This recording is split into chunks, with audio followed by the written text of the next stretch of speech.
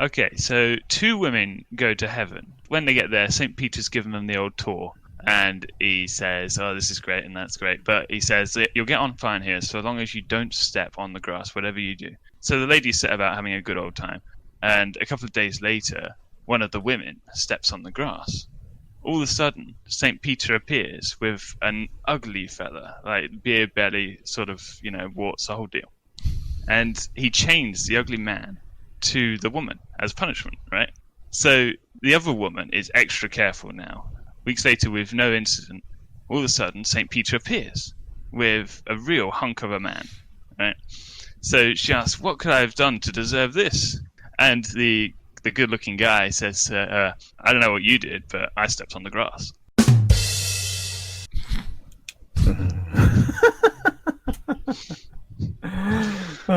Them's the jokes, folks. Yeah, there you go.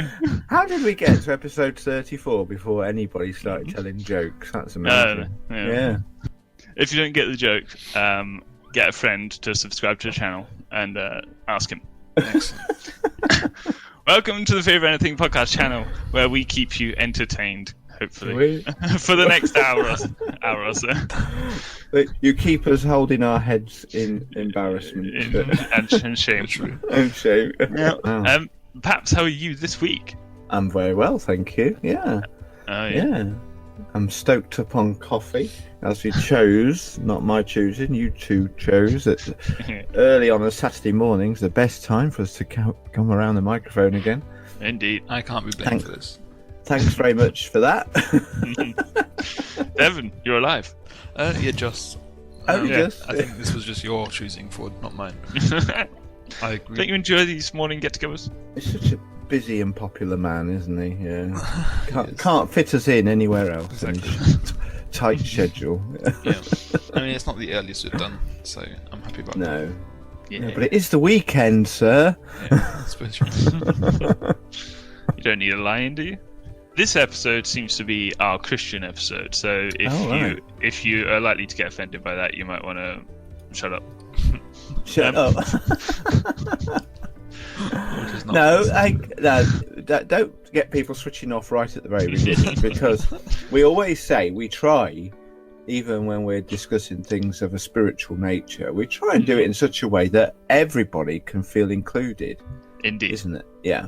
Yeah. It's not about anybody preaching at anybody else. It's about us chewing the fat over our faith. That's a good way of putting it, is it? Yum. And seeing how it permeates, I love that word, permeates into our everyday lives. It's kind of a wet sounding word, isn't it? Is it wet? Yeah, well, it sounds it, kind of like. Some people hate the word moist. Have you ever heard people? It's not. The word permeate and moist, I don't know if I like those two together. But anyway, let's move on, shall we? You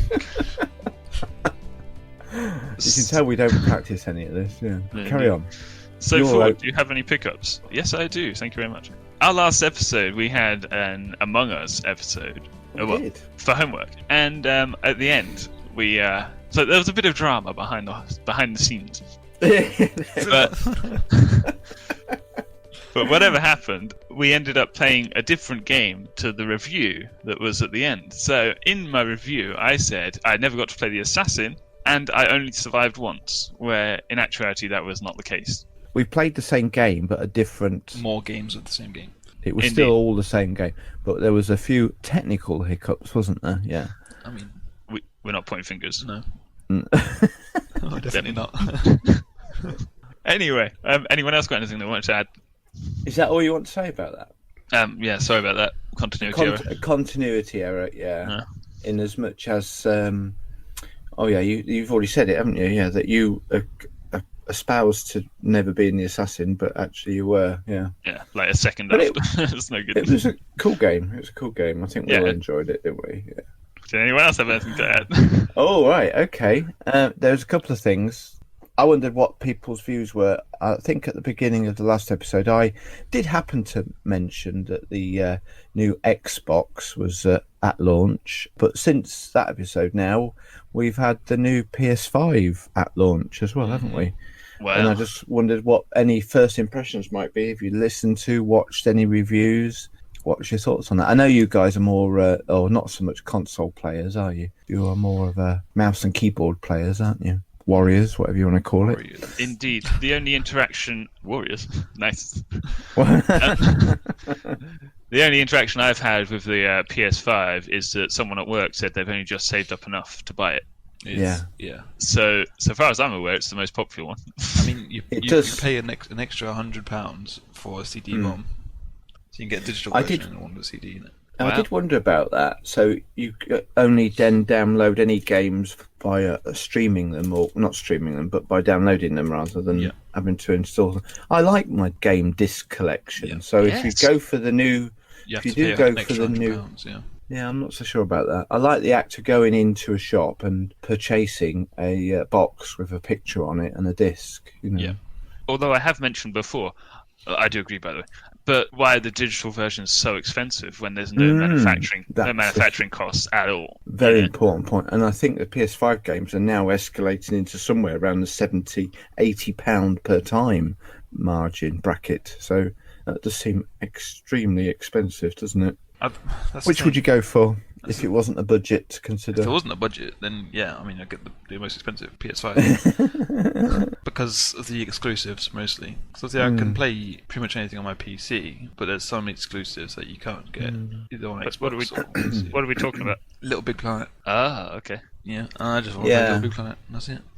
What was I going to say? I mean, you know me. I've always been a PlayStation man, not an Xbox. Never had an Xbox. Yeah, I think you guys have in the past, haven't you? I've got one now. Yeah. But the advantage of the Xbox, I think, is this subscription option for the games. I think it gives you an unlimited source of games, or 100 games, or something. I think I know that the PlayStation Plus subscription does give you a number of free games, but there's very little choice in those. It's a couple of months.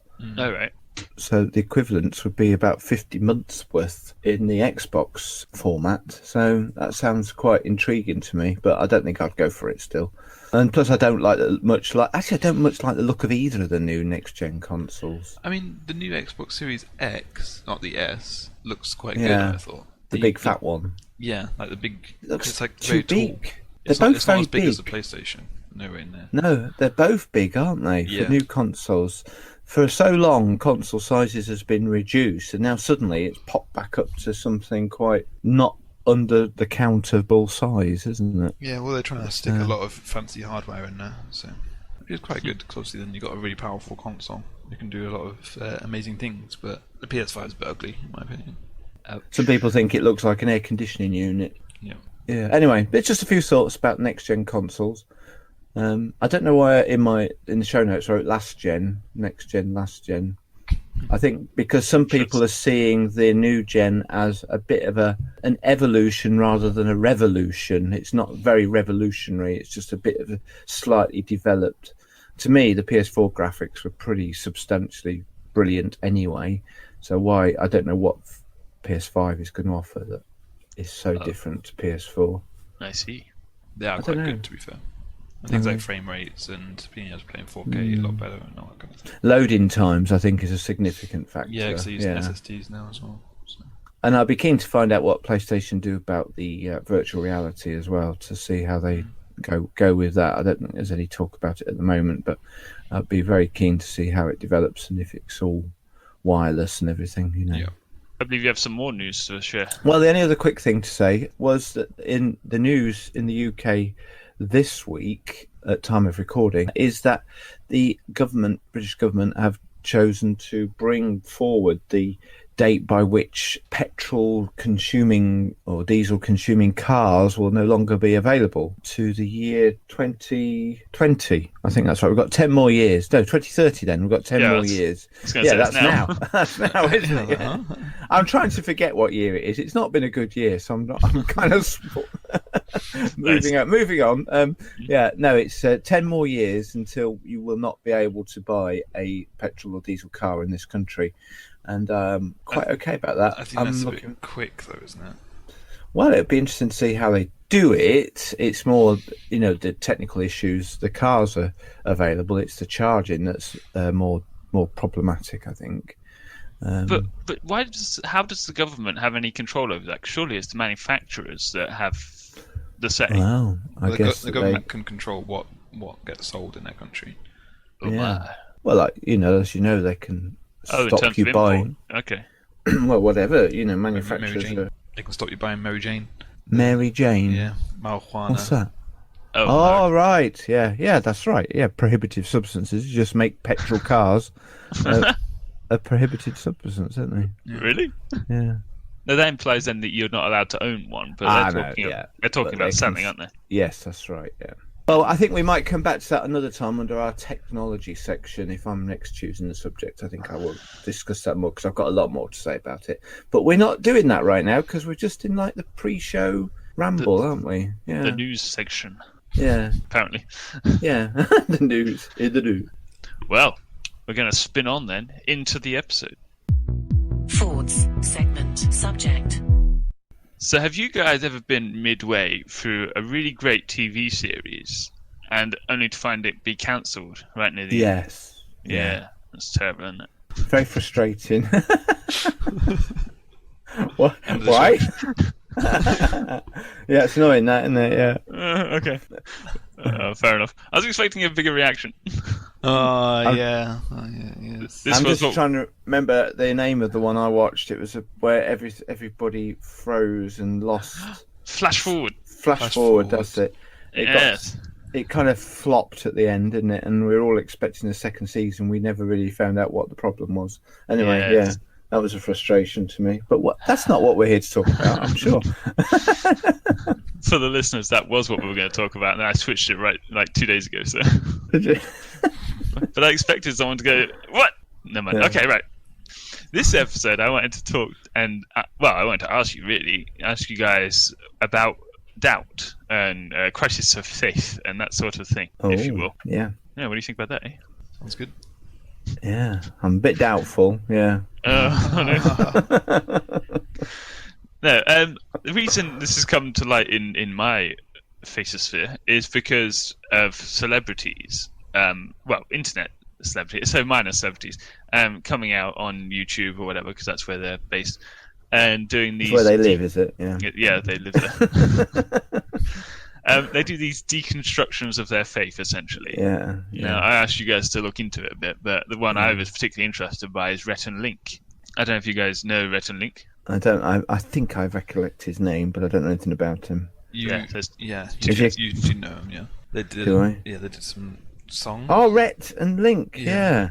Anyway, they're really popular on YouTube, but on their podcast recently, essentially, they started talking about their faith and how it was really. I didn't know they were Christians. Yeah, I did. No, I don't think they really brought their faith to the table at all. No. But, Okay. I don't think so, but.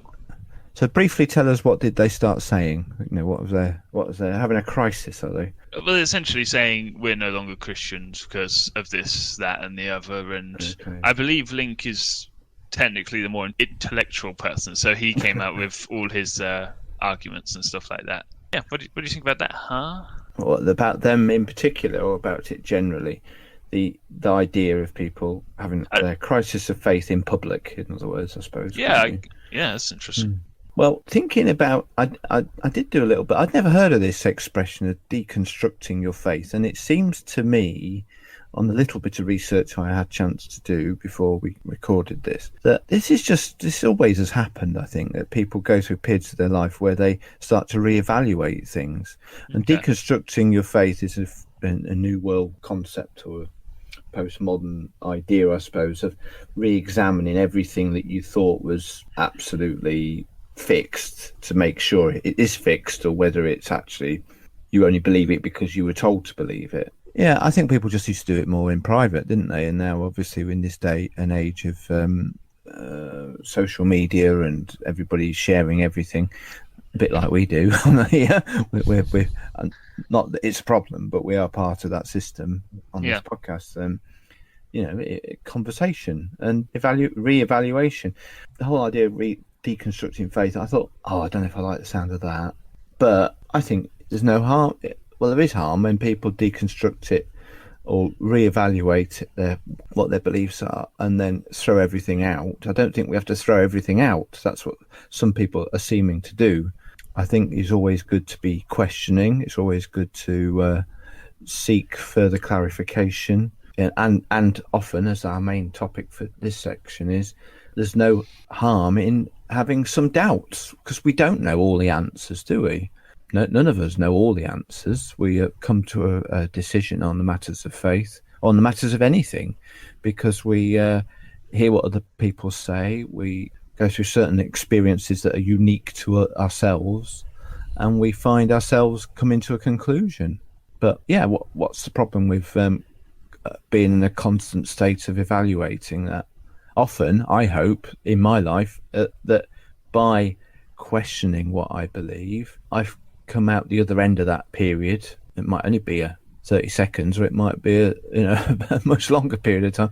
I feel myself stronger from it. But I find the word deconstructing a bit negative. I'm not sure it's the right word for what's really happening, unless I'm misunderstanding what this whole new wave of publicly demonstrating it is. I'm rambling. I'll shut up and let you two say something about it. No, I don't think you're wrong. I feel like a lot of people have questions at first, and then they stuff them down because they assume either there's no answers, or maybe even they're ashamed. Like, do we have a culture of doubt? Shame around doubt, in terms of like, oh, you have a weak faith then, or something like that. And I feel like people push these questions down, and then over time it becomes doubt, and the questions just mount up, and it's just more and more reasons that when it finally comes out, they do this public deconstruction thing. Okay. It doesn't have to be public, I suppose, but they kind of denounce their faith then, because they're like, well, there's no answers. And yeah, I worried that people are being discouraged to ask those questions. Because I've done a lot of questioning, and I find that there are answers out there for those who are willing to look for it. Maybe not satisfactory answers. I don't know if you... It depends. The answers that you're expecting, perhaps. Yeah, I find them quite satisfying, but that's just me. Yeah. And then, obviously, having a culture of shame around doubt, it really messes with the community, not just the person, the individual. If no one's asking questions, then it's like a contagion. I've no problem with people having doubts at all, like I just said. I think doubt is a healthy part of growth, yeah. Do you think people are shamed into believing that it's wrong to have doubts then? I think that, okay. I feel like you two have described doubt differently. I feel like Ford is talking about having questions, not just taking everything as face value, whereas you're kind of taking that as doubt. But Ford's taking it like doubt as the next level of then not quite believing what you're hearing. Yeah. I mean, I'm saying questions I don't think count as doubt, because I don't know, everyone has questions. Yeah. I feel like... I can't see how it's good to have doubt. Oh, okay. It's good to have questions, and good to question what you believe in order to then obviously strengthen what you believe or believe something else. That's perfectly fine. But doubt is just the absence of faith, isn't it? So you're throwing into question the definition that we're using right now? Yeah, because I was just a bit confused, because it seems like you're talking about different things. I think when I get hold of something in a developing period of my faith where I'm battling with something, or I can be doubtful about an aspect of my faith without doubting it all, and that process of until I come to an understanding or a settling in on how I feel about something, I call that period a testing, if you like, or a period of going through some doubts about something. I will say this: I do enjoy conversations where people actually challenge the preconceived norms. We have our Roots group where there's one or two people in our church small group that we meet now via Zoom, and we can be going through a Bible study or prayer time or something, and everybody, that's lovely, well done, that's nice, I agree with that, and then there'll be one or two people who are known for it, who I love being part of this group, who say, actually, I don't know if I do agree with that. Never seen it like that. I'd see it like this, and some people say that throws a spanner in the works. I think it grows people because it challenges us to look at something afresh. And maybe that's the concept of, maybe what I used to presume was normal and accepted and by all now no longer is. Yeah. You know, so I doubt what I used to believe, but it doesn't diminish the level of faith that I have. Yeah. Yeah. I mean, doubt is just disbelief, though, isn't it? So it's like you doubt what you used to believe because now you don't believe it.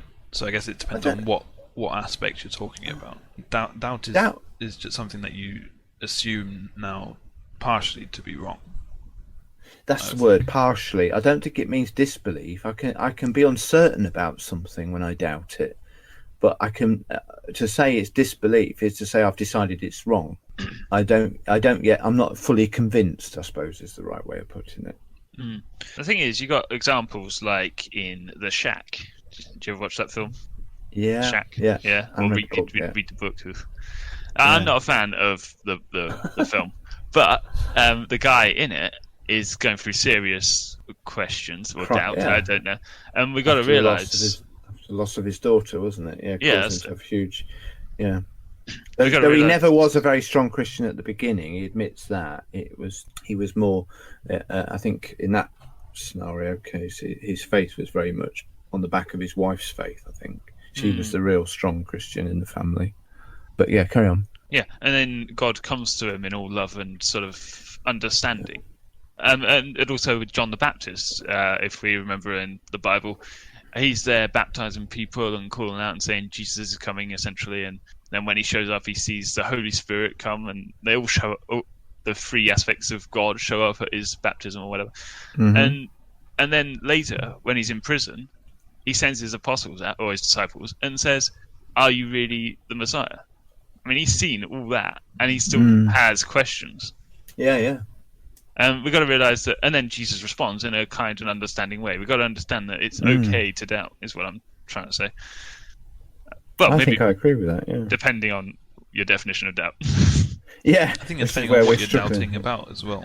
Yeah, Like if you're doubting that God loves you, which is just the truth that that isn't going to change, no matter which way you look at it or which way you challenge it, it's not going to change. If you're doubting that, then surely that's not a good thing.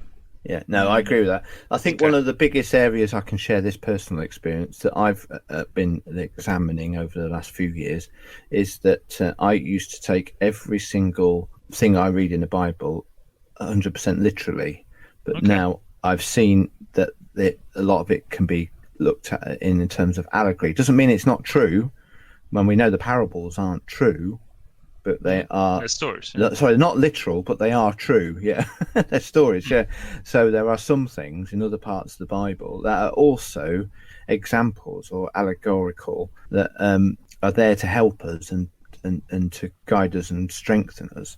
But if I take every verse as being absolutely true by what it says, rather than taking it out of the context in which it was written, looking at when it was written, who it was written to, doesn't mean because it was written a long time ago it doesn't still apply today. I'm not saying that. And what genre as well. Yes, Like, you've got poetry in there. Poetry, exactly. Yeah. So where I grew up for many years in my Christian walk believing that everything, the Word of God, is all true. Well, it still is true, even though I've come to a bit slightly different way of viewing it. I now have to put it in context as well. Did it ever throw you into a place of doubt, like thinking, well, if that's not true, then, you know? No, I don't know. It never caused me to question my fundamental beliefs, but it has helped me to develop a little bit more in certain areas and to a bit more not clever, that's wrong, a bit more clearer understanding of a bigger picture of God, you know? I think that's true to be said, yeah. Yeah. But that you could call that doubt, but that wasn't unbelief. That was just an exploration of understanding, wasn't it? It was disbelief about something, that everything was literal. So you no longer believed that everything in the Bible was literal because you're going through that process. So I think doubts. I think it does mean disbelief, but it means disbelief in something in particular. Okay. I think maybe we're playing on words a little bit, but I understand what you're saying. I think, yeah. Whereas I thought you were talking about doubting something that you know to be fundamentally true that isn't going to change in challenging, like as I brought up, God loves you or whatever it is. Then I was thinking that I can't see how that's a good thing or how you can welcome that. I've thought of a few things because I think you can have different motives for disbelief. I mean, we're assuming here that a person wants truth and they're seeking answers.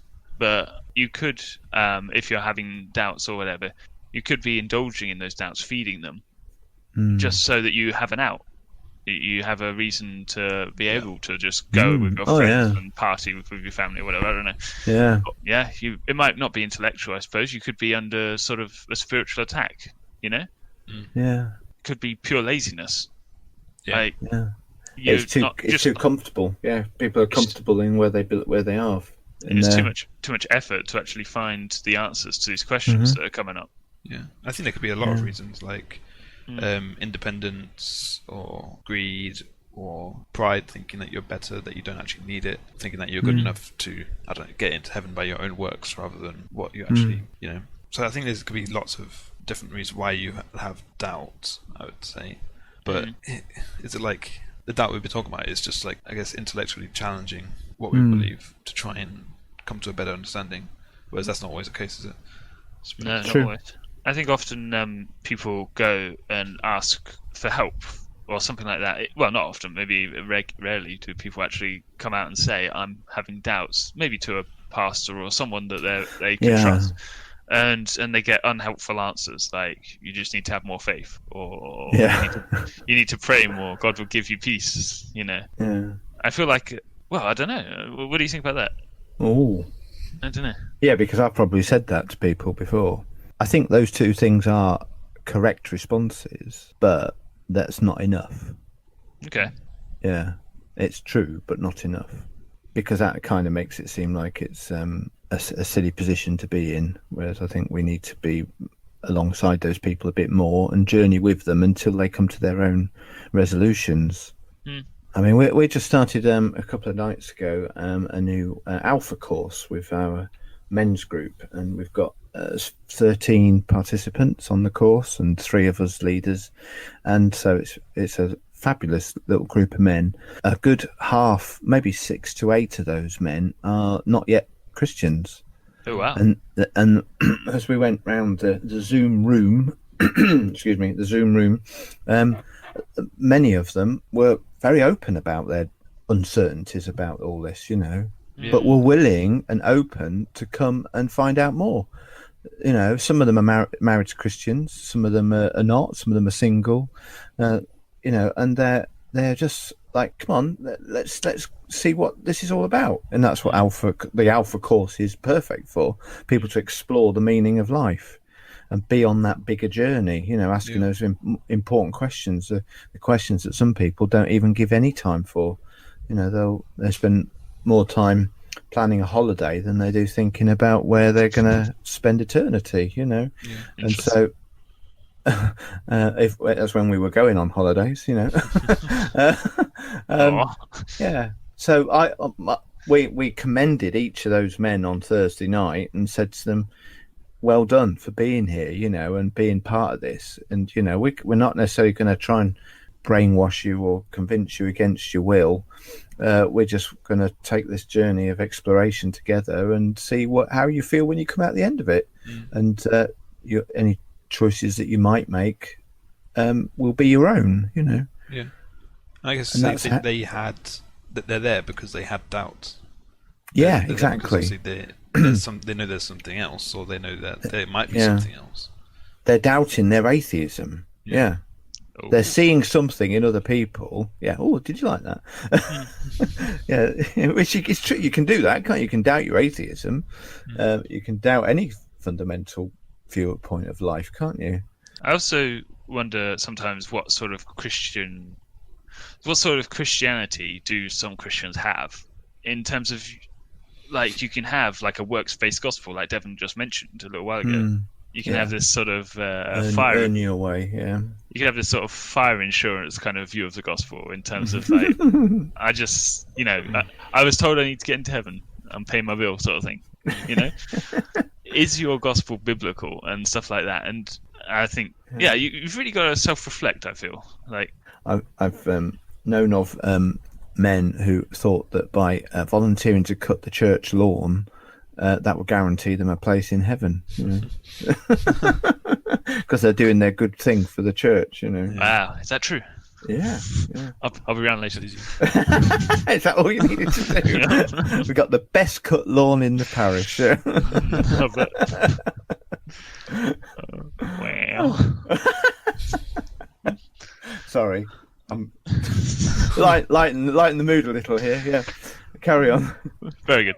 Yeah, I guess I just wanted to ask, what would you do, or what can you do about it? I guess it depends on what you've got doubt about. I mean, like you were saying, there are answers out there for people who look for them. So do just research them. I mean, you see in all these like Hollywood films, the main character is about to go do something, so he goes and visits like a priest in like a church in the wilderness or something, all by himself, and then the priest either is really unhelpful or really helpful, depending on what film it is. Yeah. I think you can still do that. You can still go to your spiritual leaders, or even if you're not technically close to them, it's their job to be there to help you, I guess. Yeah. They may not say something helpful, but just realize that they're still human, and they may not know what you need or what is actually good for you. But you can find answers online as well, or just research and keep an open mind, I guess. Because it's fair to say, I don't think any of us have got all the answers. Like I said at the very beginning of this conversation, none of us know everything that we wish to know about matters of God. We don't even know what we're saying. Yeah, I don't know what I'm on about.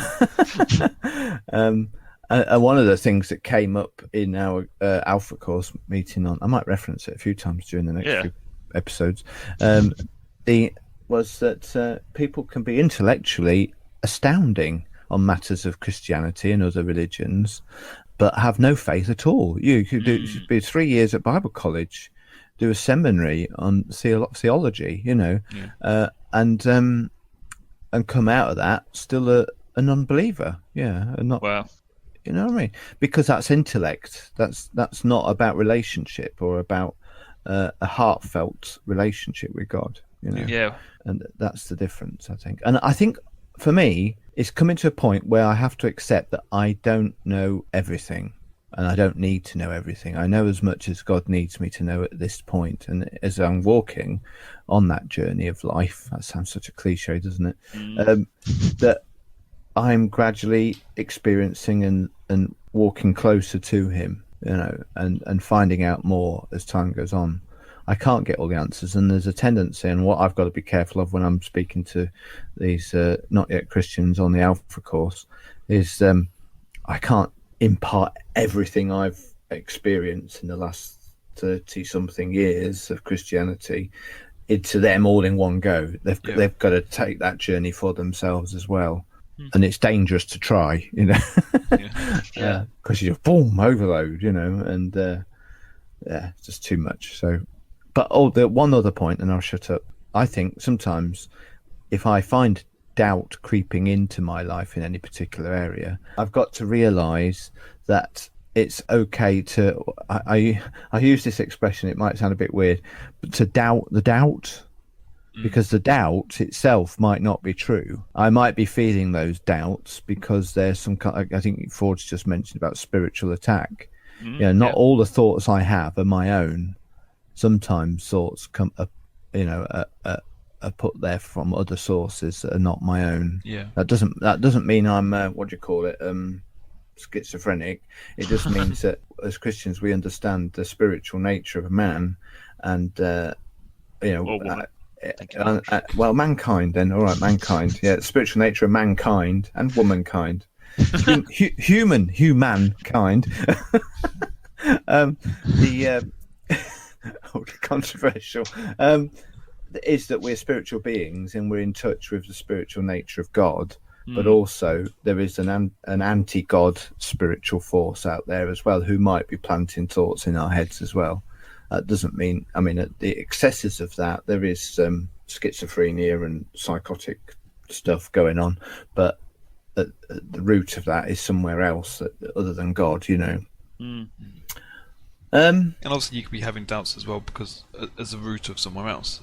If you're having a really bad day or something, or like in natural, the shack. I think you said the shack. the man Yes. was having doubts because he lost his daughter. That's obviously a completely another issue. Yeah. Nothing to do with intellectual advance. It's very emotional, isn't it? I went through a period of re-evaluating life and death when my dad died. It wasn't a crisis. It was just well, where is he now? That was the question that came to me a lot, and I sought advice from other well thought of Christians in my circle to what's your feelings on that? And can my dad still see me? Does he know now how I'm feeling? You know what I mean? All those sorts of things. It didn't mean I wasn't sure about what I believed as a Christian. It was just I was uncertain about that aspect of the afterlife. And so Because it was brought on by something else. a real life experience. Yeah. That's all personal to me. I mean, others might listen to that and say, "What, they're a codswallop?" But that's just where I feel I've at with this, and I'm honest. Yes. I think we can all say, we've gone through stuff that causes us to reevaluate things. Yeah. How would we ever grow if we didn't? We're not in stasis, are we? We're not one person all the time. I've had a few ideas about writing a book. One of them was taking some of the tricky verses of the Bible, the really hard stuff that really causes some people to stumble, and spend some time looking and evaluating and thinking about them and writing them, because I find those questions really quite exhilarating, I suppose. There often is an answer, but they're not often easy to find. I'd like to recommend a YouTuber. He's a pastor, but he does these Q&A sessions every Friday, called Mike Winger. You'll find him if you YouTube him. You'll find him. Maybe we'll put a link in the description as well. But for anyone who's got questions, you can he live streams. So you just jam it in the old description, and he gives about 20 a go or whatever. But he's really good, really smart. And, yeah. I'll look into that then. Yeah, thank you.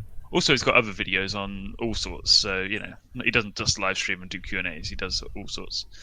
So, yeah, if you've got questions, I'd recommend him as one source of to find out. Do you guys have any final thoughts? I've had too many thoughts I've shared already. Devon, come on, Devon, you wrap it up for us. Before we take it away from it, obviously, if you are having doubts, the worst thing you can do, as we said, is just to kind of, I don't know, just bury it. Yeah, because it will get, I don't know, it will get just more intense and it'll get more ingrained into what you fully believe without actually finding answers. So you just go around in these circles. So yeah, just do talk to people, do research, I don't know, I guess watch that guy that Ford just recommended. Just do anything to try and, I guess, just further your understanding of the world. And it's okay to have doubts, I suppose. Good advice to end on. That's a wrap. Thanks, gentlemen. And now it's time for Random Chatting. Like an old workhorse, we have been trudging our way through this Pilgrims Progress. And I don't know about you guys, gentlemen, but we've come to the end. Happy to be there. Yeah. No, that sounds unfair. That makes it sound like it's not been a good experience. Has it been a good experience? I feel like it's just all the same. I feel like if you read the first chapter, you've read all the chapters. It's all the same, yeah. Is that just me? There's some repeated elements, isn't there?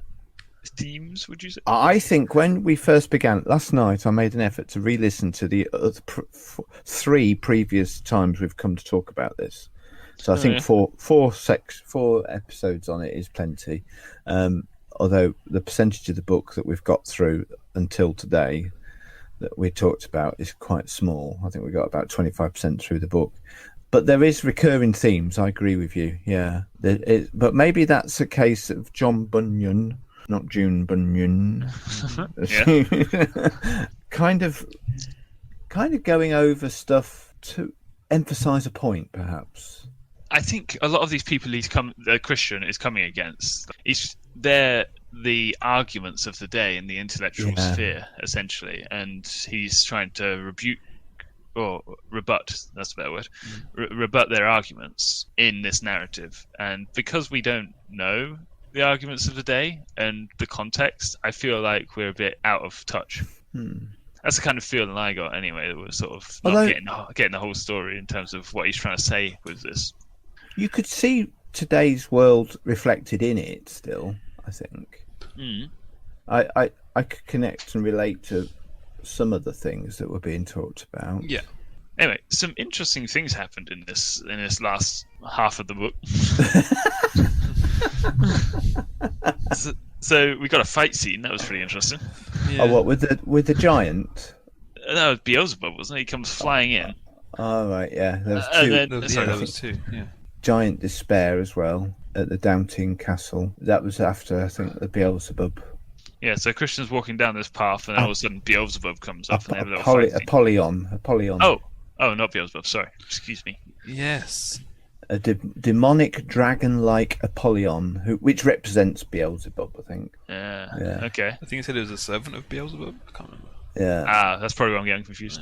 Yeah, that was pretty epic for like a chapter, like part of a chapter. Yeah. Kind It of was, switched up tone yeah. a bit. And then he comes to Death City, where everyone wants to kill Christians. It's quite interesting. Oh, I mean, isn't that Vanity Fair? Is that where that was? Yeah, I'm making up my own Yeah. names here. It's probably confusing. Okay, You've got- yeah. You are. It's the That only was, city to in the me, book. What do you One of want? the most powerful parts. I can't not mention this is when his companion called Faithful Yeah. is killed, isn't he? Mm. Yeah, I found that very, very moving. Yeah. So they go into this town, and because they won't participate in something or another, they get arrested because they've caused such a commotion. And then one of them ends up getting the chop. Yeah, Faithful. Bless him. Because Because he was travelling at that point with Faithful and Hopeful, wasn't he? And I think Christian was travelling with the two of them, others.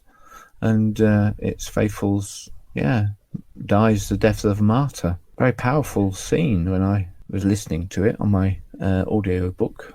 Do you really feel like any of these characters had character, though? I feel like they did, kind of, because, they all seem to talk in a different way. I know in the audiobook they've got the guys narrates in a different, I don't know. Yeah, slightly different voice. Yeah, slightly different voice. And sometimes it gets mixed up, but I feel like they do talk in different ways. Because obviously, you had like people like Talkative and things like that. They're very different characters. Mm. Yeah.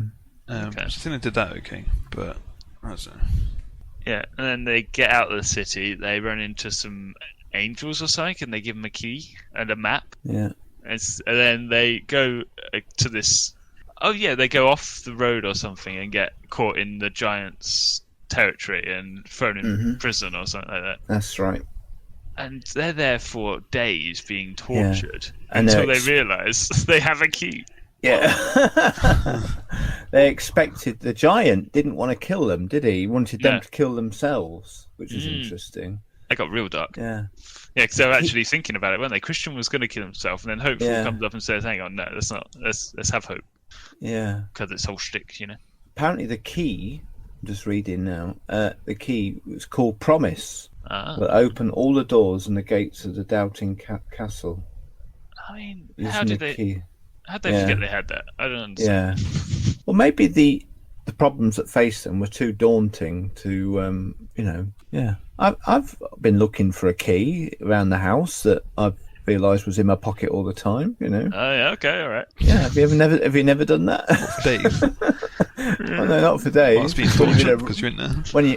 When you're in a rush to get to work in the morning, you can't find your car keys and you realise they're in your coat pocket all the time. I've had all the cushions off the sofa and everything, Do you contemplate committing suicide over it? No. No. That's if I don't get to work on time. Yeah. Oh, yeah, okay. Yeah. They escape, don't they? And then they get back on the road, and they come to a fork in the road. And they're like, "Oh, which way do we go?" And then a guy comes over and says, "Yeah, come this way." And he's real sneaky, bit dubious looking guy. And then they get captured again. Yeah. And then they realise, oh no, they get rescued by an angel, I think.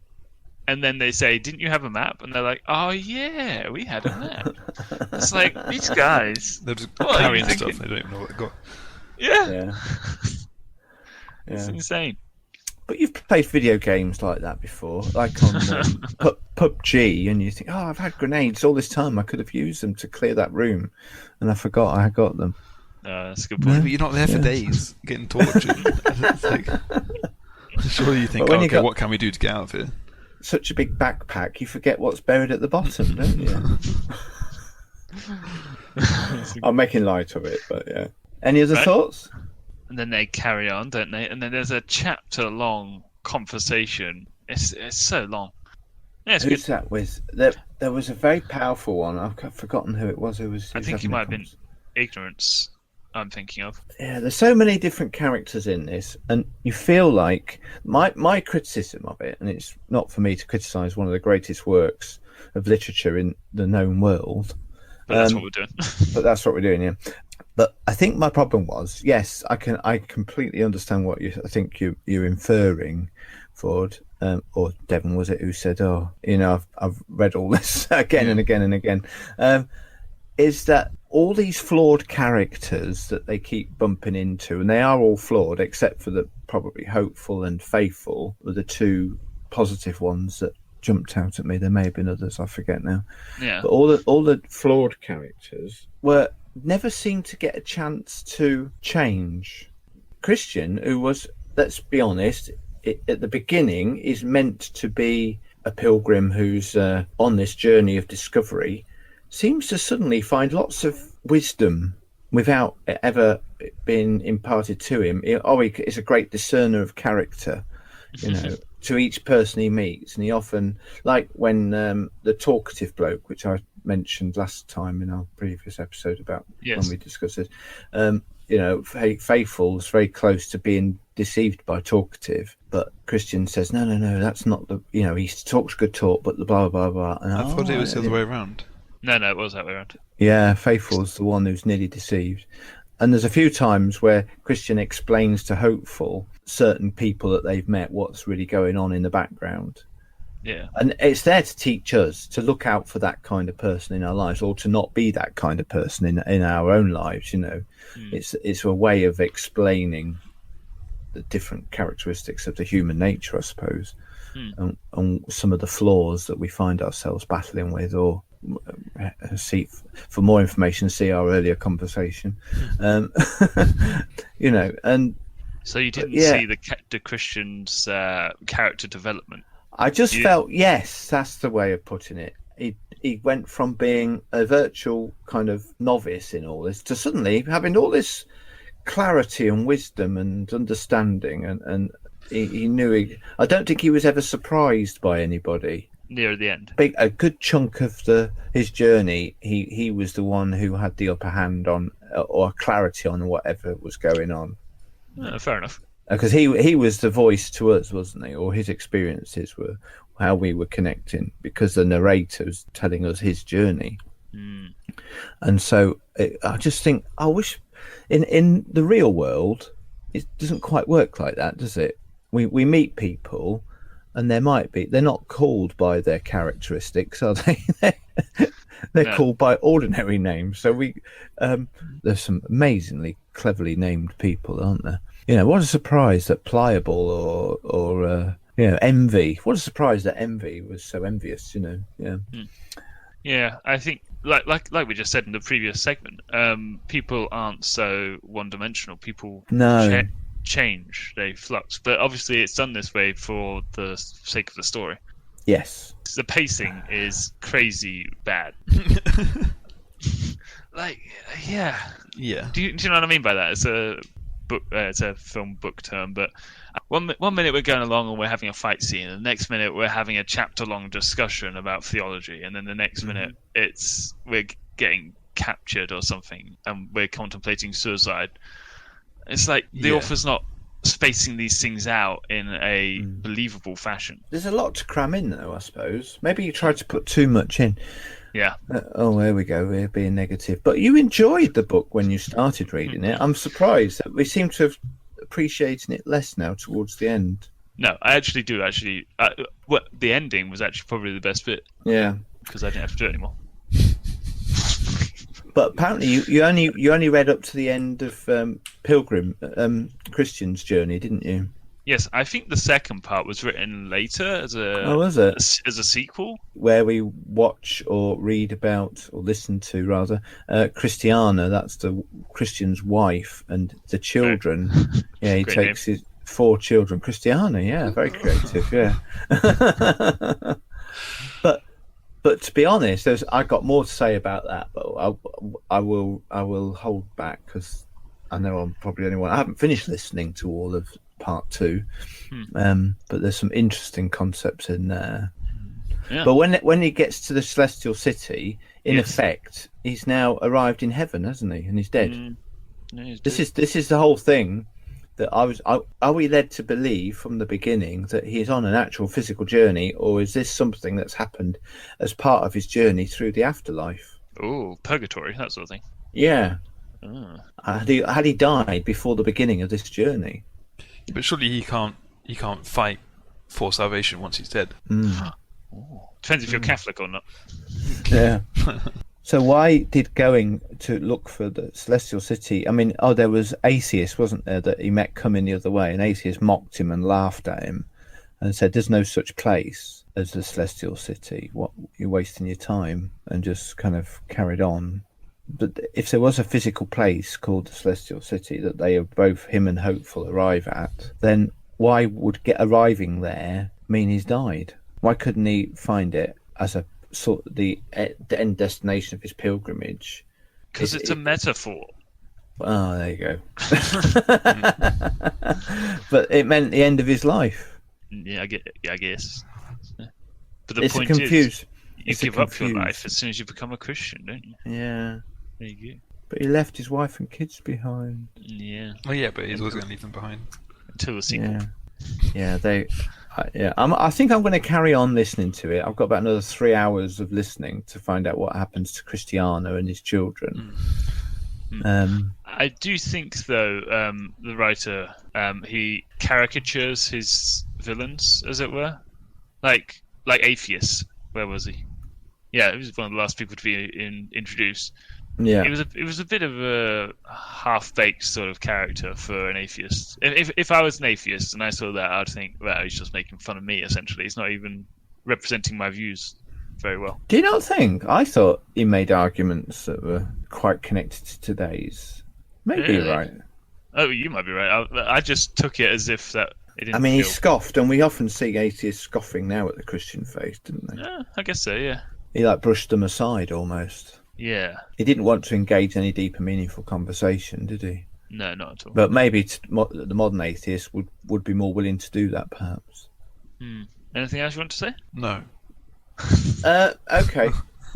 I think when we reviewed the first section, on our first visit to this, you were giving it 7s, 8s, and 9s, I think. Okay, so Out of 10. how many random chat waste of times out of 10 would you give? We've only came 4 times. Are you disappointed now? No, There was no way we could visit this whole piece of work in just one session. Now, there's me saying, let's draw this to a close, when you two seem to want to go on forever with it. I really don't. You were going to do an episode per chapter, I think. Yeah. I reiterate a lot of the things we said before, that it's a valuable piece of literature that's got some fabulous messages in it. And I think for the Christian especially, you can see yourself sometimes, not necessarily in one particular character, but parts of different people. Oh, I sometimes think or behave a bit like that, or I sometimes am guilty of that, and I wish I was more like that. Do you know what I mean?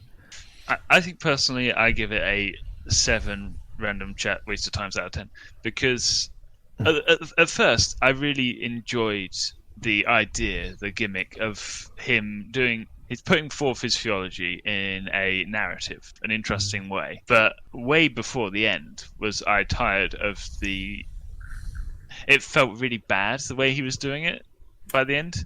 We just kept coming upon a string of different people again and again and again. Yeah, and like I said, the pacing, like 1 minute it's one way and the next minute it changes the tone almost completely. But I really enjoyed a lot of the things he actually had to say. So, Okay. It's both really good and really bad. So it's sort of hitting 7 mark, I'd say. I was going to say the same thing, to be honest. I think it's very meaningful and has a lot of good things to say and good things to teach, but it's just written badly. Do you think if there was a more contemporary language version, it would hit home better? I don't think it's the language that's the issue. I think it's just, as Ford said, like a lot of the ways it's written out, like the pacing, like the everything feeling like it's the exact same thing over and over again, type thing. But yeah, I could understand everything that was written, but it was just, I don't know, it wasn't good. It wasn't like good to read. I don't know if that makes sense. Okay, all right. But it was obviously very meaningful, and I think it was, I don't know, I think it's quite an important piece of literature, as you say. And I'd probably give it a 7 out of 10 as well. It's quite safe. Yeah, I can't disagree with that. We'll give it a nice round 7, shall we? Yeah. Well, we all agree. Well, I'm glad. Yeah, I don't think we've all agreed quite so uniformly. I'm really glad I've spent time in it, because I've touched on it before. We had Trinity and I read a more abbreviated version in the pictorial form, set out as not as children, but more of a teenager's book, you know, and we would read that at bedtime sometimes, but we never got to the end of it. We gave up on it. And I had to give it back to the person who lent me it. But I'm glad I've persevered with this. And there was some really powerful moments within it. The battles that you've mentioned, the death of Faithful, and the arriving at the Celestial City, for me, were the highlights.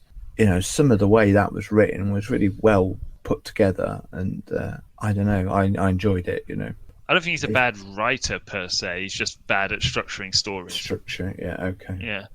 And I really enjoyed the bit where they're actually in prison and in the dungeon, and they were getting tortured and whatnot. I thought that was quite interesting until they solved the problem by just pulling something out of their pocket. It's like, it was a hand slap face situation. I'm like, I guess it's all a metaphor, though. They had a promise that they forgot about. Yeah. And all it requires is to hold on to the promise. The answer was within them. Yeah, all along. Yeah. Isn't that the same with most problems we face in life? Oh. Yeah. And on that note. Yeah. The answer lies within your backpack. Or your man bag. Yeah, I've got a lot in my man bag. Yeah. Reminds me, I must give it a clear out. Yeah. You never know what I might find. Solution to all your problems. Yeah. Anyway. Fabulous. Thank you. Let's conclude that. Yeah. Here endeth the lesson. It's homework time and Tudaloo. Well, this has been a fun old time, I feel. So please do check out some of our other videos and stuff. Shameless self-advertising, blah, blah, blah, nonsense. Seriously. On YouTube? Yes, on all the platforms. You mustn't forget that, I don't know what the proportions are, but not everybody who listens to this is listening on YouTube. It's not, I didn't say YouTube, you said YouTube. Yeah, because you said check out some more of our videos. Episodes. But what about that? You said episodes, I think. I said videos. So don't forget those who are listening on their podcasts whilst driving along or working away or doing other things. You haven't got time to sit and watch a blank screen of our faces. That doesn't Why wouldn't move. Alright. Let's move on. Seriously, thank you very much for hanging out with us, and we hope you've enjoyed it. If you want to give us any feedback, we'd love to hear it, and the details for that are in the episode description, so please do. Yeah, I think because of the spiritual nature of most of our conversations today, and listeners don't think that that's what it's like all the time. If you enjoy that, there's plenty of it, but if you're not that keen on that, you want to talk about video games, technology, and films and TV programs, then there is some of that as well. But the the beauty of the YouTube channel is you can just filter out the stuff you're not interested in, because we've got playlists of by category. So and you can skip around on the main episode. If you want. Yeah, that's right. Yeah, you can jump straight in and out of the areas that you're interested in. But what I was going to say was, what was I going to say? I was in the middle of wrapping up. I don't know what you're doing. Yeah. If any of our conversation has brought questions to yourself, then get in touch. You know, we'd love to have a conversation privately via email or whatever, or ask questions on some of the social media platforms that Ford's about to mention. I don't think you have yet, have you? In the description below. Or in the description. But there's also, I keep pointing people back to this, at the end of episode 20, Devon does a fabulous job of sharing a prayer of how to become a Christian. Is that the best way of putting it? That's a way of putting it, yeah. Yeah, this is what it is, really, isn't it? That's the end of episode 20, because we're not a preachy podcast. We're not here to try and convert people, but we understand that some of our conversations might lead people to look at their own lives and think about these sorts of things. So check out end of episode 20, right at the very end, if that's of interest to you. I just saw a horrible typo in my notes here. Oh no. Yeah, it's a good thing I didn't say We that. do the whole thing. No. You chaps have anything else to say? No. Mainly Devon, because Paps just said everything. No. Oh, you got to say what's happening next episode, not week, next episode. Next episode Got a guest? is a guest. Yeah. So, Yeah. you spoiled me. So we won't be doing our homework because that's the way we roll around here. Yeah. Yeah. Teacher doesn't mind if we don't do our homework when we've got somebody coming to visit. Yeah. Substitution. I believe we've actually got a certified faith man. Yeah. Wow. Is that a good way of saying his title? Yeah, I think we should leave the identity a little bit vague until Ooh. things have been nailed down, because we're in conversation to arrange the recording of a special episode, and I'd rather just refrain before we go any further. Yes. So tune in next time to find out more. Nice. Well, do you want to wrap it up? No. So long. Oh, and all right then. thanks for all the fish. Should we sing it? So long and thanks And for, thanks all, for the all the fish. Oh, yeah. I'm not joining. Is that how we close now? No. Let's just end by saying, until we meet around the microphone again next time.